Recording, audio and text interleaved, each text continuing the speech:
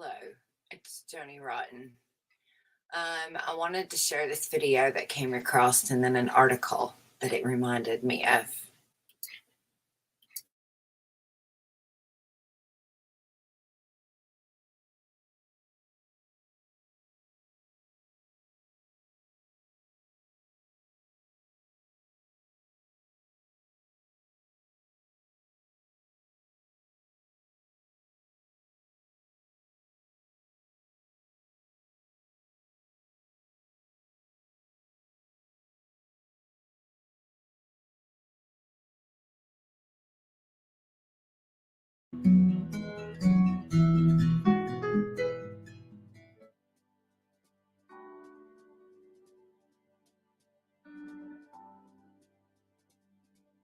According to the newspaper Bild of Germany, half of German citizens are trained to live on benefits until they realize what the future brings.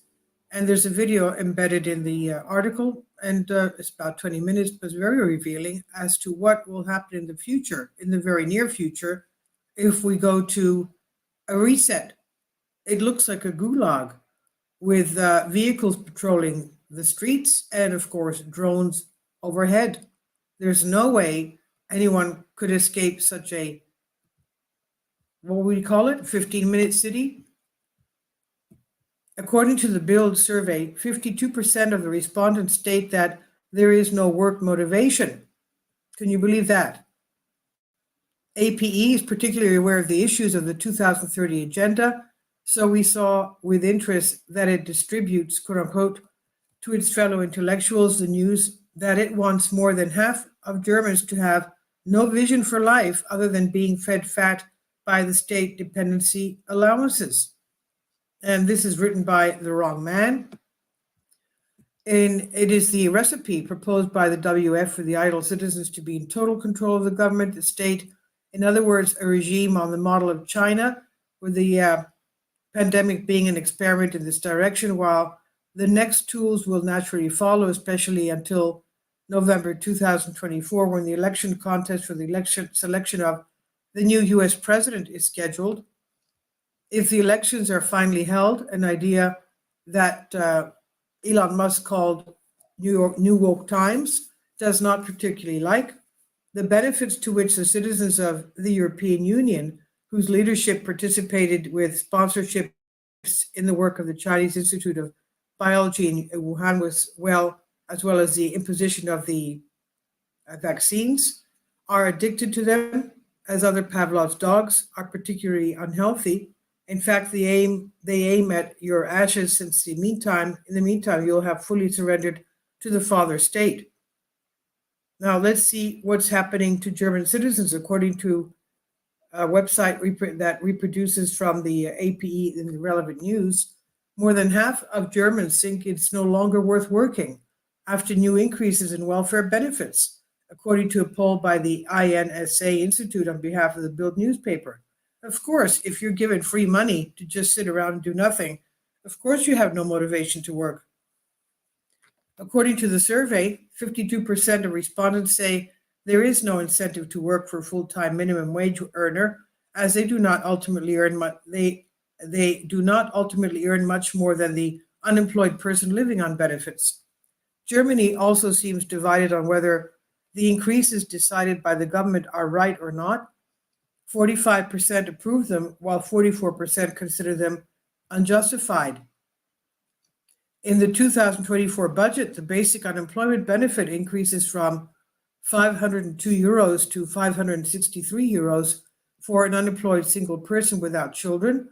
Increases are also given to low-income parents, who will receive from 2025 636 euros for the first child and 530 euros for each child thereafter, from the general allowance of 250 euros for each child, as is currently the case.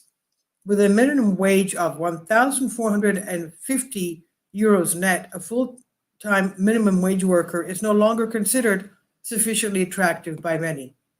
Our priority is to maintain incentives to work. Employment will be a condition for some of the benefits, precisely because parental unemployment is an important factor that leads to children below the poverty line.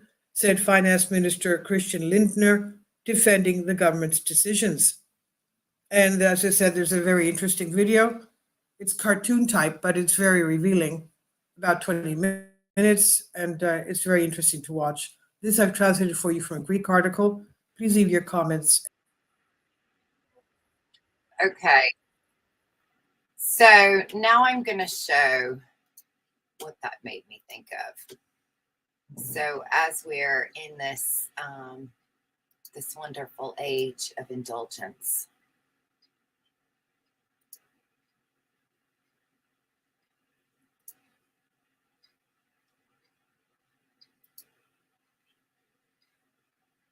so I did a search. I'll make it big.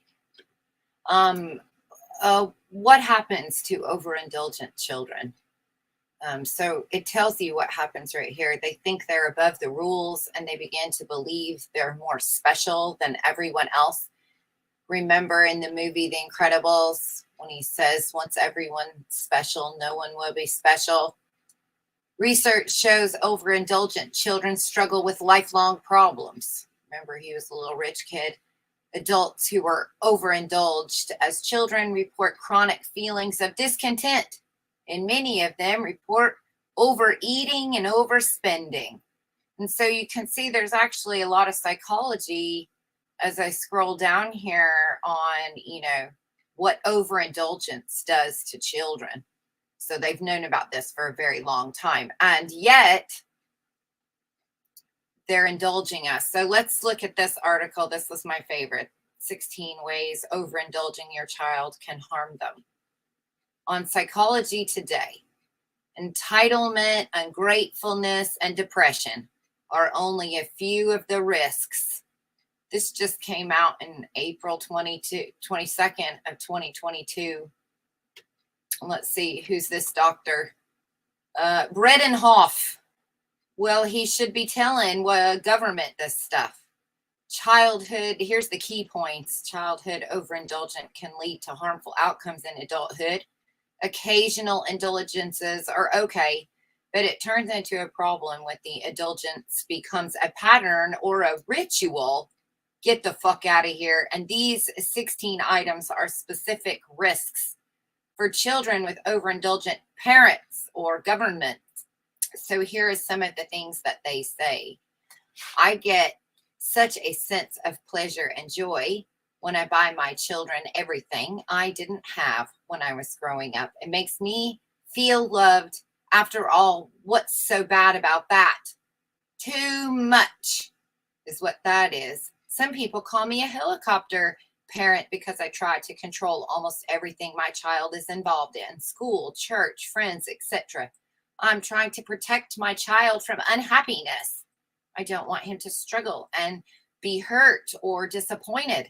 I know I do things for him and he should be doing for himself, but I really don't think that's so bad. After all, I wish my parents had done the same for me when I was growing up. That's over in nurturing. And then my kid is a holy terror. And she throws the fit. Every time we go to the grocery store, I don't buy her something. Sounds like Karen's. I just give up and give in to keep the peace. I know I'm bad. That's a soft structure. What is childhood overindulgence? According to Clark, childhood overindulgence is giving children too much of what looks good too soon and for too long.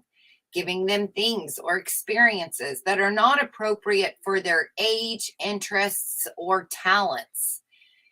Giving things to children that meet the adult's needs and not the child's. Giving a disproportionate amount of family resources to one or more children in a way that appears to be meeting the children's needs, but does not. Doing or having so much of something that it does active harm to, or at least stagnates a person and deprives that person of achieving his or her full potential. Overindulgence is a form of child neglect. Human neglect, it hinders children from mastering their needed developmental tasks and from learning necessary life lessons. But don't forget to take your medication. And Kate, look at that right there. Here's some pills for you. Don't use it if you have this stuff. And way down here it say might kill you. Thank you, Astrellis Farm Inc. All rights reserved. Just make sure you know that when this drug comes back and kills people, they told you it was safe once and they reserved all those rights. Fuck. Okay, overindulgent occurs in 3 different ways. 1, too much. 2, over-nurturing. And 3, structure that is too soft. Occasional indulgences add color, pleasure, and joy to life. When those same indulgences become a pattern, or as they said earlier, a ritual, however, the result is very different. This pattern is called overindulgence, Clark tells you. I don't believe any parent wants to raise an overindulgent child with an overblown sense of entitlement. Doing so can lead to negative outcomes later in life, such as they are stuck in the center of their own universe. A child should understand early on that the world will not solely focus on them all of the time. 2, development of disrespectful attitudes. Having disrespect for one's own things easily leads to disrespect for other people's things. Number 3, a sense of learned helplessness. Doing for children what they should be learning to do for themselves takes away the opportunity for them to learn how to be competent. Number 4, the confusion of wants and needs. Young children can't tell the difference between wants and needs and have to be carefully taught. Number 5, they develop an overblown sense of entitlement. Adults who were overindulged as children often feel that they are entitled to more of everything and that they deserve more than others.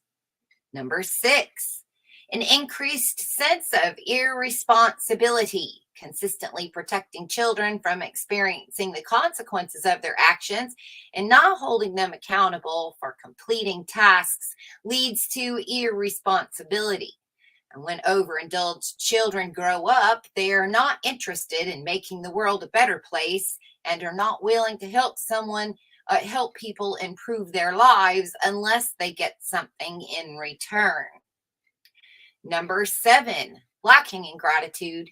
Such structure in the home can lead to individuals to lack gratitude for things and for others. They feel that they don't have much to be grateful for and are not able to appreciate the people, events, and situations that have been part of their life.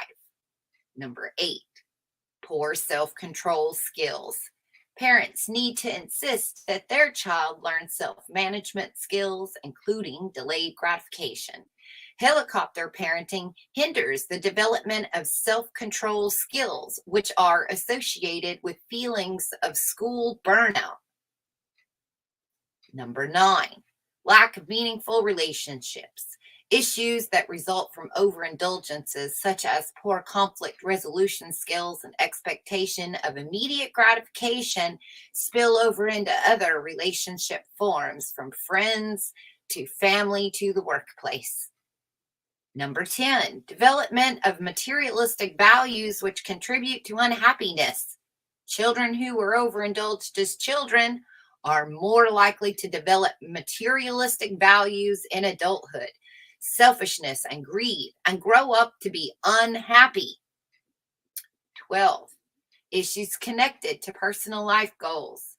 Studies show that more an individual was indulged as a child, the more likely it is that their personal life goals are externally motivated. Fame, fortune, and vanity, as opposed to internal aspirations such as developing character and cultivating meaningful relationships. 13, lack of spiritual involvement. Overindulged children are more likely to become adults who are not interested in spiritual growth, have difficulties finding meaning in times of hardship, and are less apt to develop a personal relationship with a power greater than themselves. 14. Depression and dysfunctional thinking. Childhood overindulgence in emerging adults is linked to depression, dysfunctional thinking, and college burnout. 15. Money management problems. Children who were overindulged grow up having difficulty managing money and are often burdened with excessive debt. Arguments over money become a central feature in their adult relationships. 16.